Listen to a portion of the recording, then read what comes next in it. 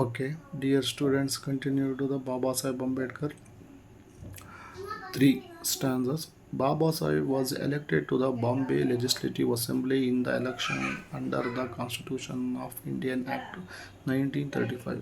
ನಂತರ ಅಂಬೇಡ್ಕರ್ ಅವರು 1935ನೇ ಸಂವಿಧಾನದ ಅಡಿಯಲ್ಲಿ ಬರುವಂತಹ ಒಂದು ಚುನಾವಣೆಯಲ್ಲಿ ಅಂದರೆ ಬಾಂಬೆ ಲೆಜಿಸ್ಲೇಟಿವ್ ಅಸೆಂಬ್ಲಿ ಮೀನ್ಸ್ ಬಾಂಬೆಯ ವಿಧಾನಸಭಾ ಚುನಾವಣೆಯಲ್ಲಿ ಬಾಬಾ ಸಾಹೇಬ್ ಅಂಬೇಡ್ಕರ್ ಅವರು ಎಲೆಕ್ಟ್ ಆಗ್ತಾರೆ ಮತ್ತು Baba Saheb made effective contributions to the debates in the assembly on a variety of subject.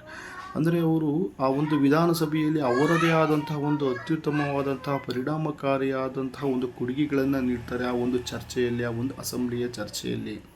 On the variety of subject, ಒಂದು ವಿವಿಧವಾದಂತಹ ವಿಷಯಗಳನ್ನು ಅವರು ಮಂಡಿಸ್ತಾರೆ ಮತ್ತು ಅವರಲ್ಲಿದ್ದ ಅಪಾರ ಜ್ಞಾನದಿಂದ, ಅವರ ತಿಳುವಳಿಕೆಯಿಂದ, ಅವರು ಯಾವ ಯಾವ ಸಾಧಕ ಬಾಧಕಗಳನ್ನು ಅವರ ಮನಸ್ಸಿನಲ್ಲಿದ್ದಂತಹ ಮತ್ತು ಅವರ ಒಂದು ಬುದ್ಧಿಶಕ್ತಿಯಲ್ಲಿದ್ದಂತಹವನ್ನು ಅವರು ವಿಧಾನಸಭೆಯಲ್ಲಿ ವ್ಯಕ್ತಪಡಿಸ್ತಾರೆ ಆ ವಿಷಯಗಳ ಬಗ್ಗೆ. Is A right for legislative work became event of the whole of nation. A prayer for legislative work became evident the whole nation. ಒಂದು ಅವರಲ್ಲಿದ್ದಂತಹ ಒಂದು ಕಾರ್ಯಾಂಗದ ಕೆಲಸಗಳು ಯಾವ್ಯಾವ ರೀತಿ ಕಾರ್ಯವನ್ನು ತುಂಬಾ ಅಚ್ಚುಕಟ್ಟಾಗಿ ಮತ್ತು ಅದನ್ನು ಒಳಪಿನ ರೀತಿ ಯಾವ ರೀತಿ ಮಾಡಬೇಕು, ಅದನ್ನು ಯಾವ ಥರ ಜಾರಿಗೆ ತರಬೇಕು ಕಾರ್ಯಾಂಗದ ಮುಖಾಂತರ ಅನ್ನುವುದನ್ನು ಅವರು ಒಂದು ವಸ್ತುನಿಷ್ಠ ಮಾದರಿಯಲ್ಲಿ ಇದನ್ನು ಮಾಡ್ತಾರೆ. ಅದು ಭಾರತದ ಎಲ್ಲ ಹೋಲ್ ನೇಷನ್, ಭಾರತದ ಎಲ್ಲ ನೇಷನ್ ಭಾರತೀಯರಿಗೆ ಮೀನ್ಸ್ ಒಂದು ರಾಷ್ಟ್ರೀಯವಾಗಿ ಎಲ್ಲವುದಕ್ಕೂ ಸಹ ಅದು ಸಹಕಾರಿಯಾಗುವಂತೆ ಅವರ ಒಂದು ಕಾರ್ಯಾಂಗದ ಒಂದು ಪ್ರಬಂಧವನ್ನು ಮಂಡಿಸ್ತಾರೆ ಮತ್ತು ಅದರ ಬಗ್ಗೆ ಅದರ ಒಂದು ಶಕ್ತಿಯನ್ನು ಸಹ ಅವರು ವ್ಯಕ್ತಪಡಿಸ್ತಾರೆ. ಕಾರ್ಯಾಂಗದ ಮಹತ್ವವನ್ನು ಅದು ರಾಷ್ಟ್ರದಲ್ಲಿ ಯಾವ ರೀತಿ ಅದನ್ನು ರೂಢಿಗೊಳಿಸಿದ್ರೆ ಅದರಿಂದ ಆಗುವ ಅನುಕೂಲಗಳು, ಸಾಧಕಗಳ ಬಗ್ಗೆ ಅವರು ತುಂಬ ವಿಮರ್ಶಕವಾಗಿ ಅವರು ಹೇಳ್ತಾರೆ. ಅಷ್ಟೇ ಅಲ್ಲದೆ ಅವರನ್ನು ವಿದ್ಯಾವಂತರು, ಬುದ್ಧಿವಂತರು ಅಂತ ಬಾಬಾ ಸಾಹೇಬ್ರನ್ನು ಹೇಳೋಕ್ಕಾಗುತ್ತೆ. Is a pioneer and scholar and a philosopher. Okay, fourth stanzas are steps.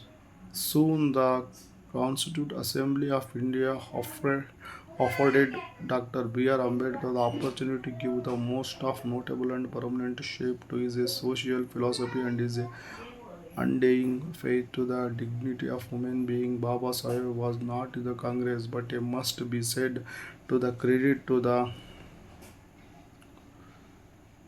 far-sighted and objective leadership in the Indian National Congress that is requested Ambedkar to the survey the drafting committee to the Constitution of Assembly and made him to the chairman. ನೋಡಿ, soon of constitution assembly, ಅದು ಶೀಘ್ರವಾಗಿ ಅವರು ಆ ಒಂದು ಅಸೆಂಬ್ಲಿಯಲ್ಲಿ ಶಾಸನಸಭೆಯಲ್ಲಿ ಅವರು ವ್ಯಕ್ತಪಡಿಸಿದಂತಹ ಪರಿಣಾಮಕಾರಿಯಾದಂತಹ ಕೆಲಸಗಳಿಂದ ಅವರಿಗೆ ಒಂದು ಅವಕಾಶಗಳು ಸಹ ಒಂದು ಗೌರವಾನ್ವಿತ ಅವಕಾಶಗಳು ಶಾಶ್ವತವಾಗಿ ಅವರಿಗೆ ಬರತೊಡಗ್ತವೆ. ಅವರ ಒಂದು ಆಕಾರವೇ ಸಹ ಸಮಾಜದಲ್ಲಿ ಮತ್ತು ಸಮಾಜದ ಒಂದು ತತ್ವದಲ್ಲಿ ಮತ್ತು ನಂಬಿಕೆಗಳು ಯಾವುದೂ ಸಹ ಇದಾಗದೆ ಅವರ ಒಂದು ಶಿಸ್ತು, ಅವರ ಒಂದು ಮಾನವೀಯತೆಯ ಗುಣ ಬಾಬಾ ಸಾಹೇಬ್ರವರನ್ನ ತುಂಬಾ ಗುರುತಿಸುತ್ತೆ ಸಮಾಜದಲ್ಲಿ. ಬಾಬಾ ಸಾಹೇಬ್ ವಾಸ್ ಎ ನಾಡಿಂದ ಅವರು ಕಾಂಗ್ರೆಸ್ನಲ್ಲಿ ಇರಲಿಲ್ಲ, but it must be a said to the credit of the farsighted and objective leadership of the Indian National Congress.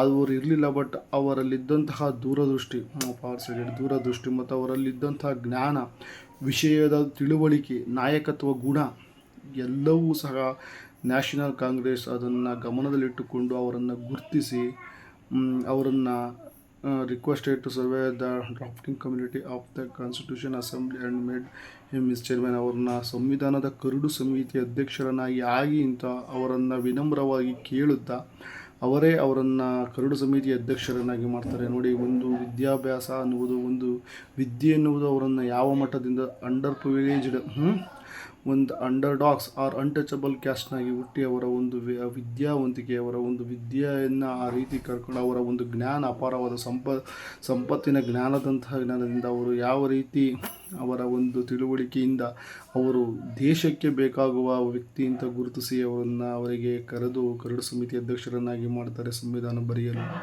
National Congress. ಇದು ಅವರ ಒಂದು ಗುರುತಿಸುವಿಕೆ ಇದೆಯಲ್ಲ, ಇದು ಅವರ ಒಂದು ದೊಡ್ಡ ಸಾಧನೆ ಅಂತ ಹೇಳಬಹುದು.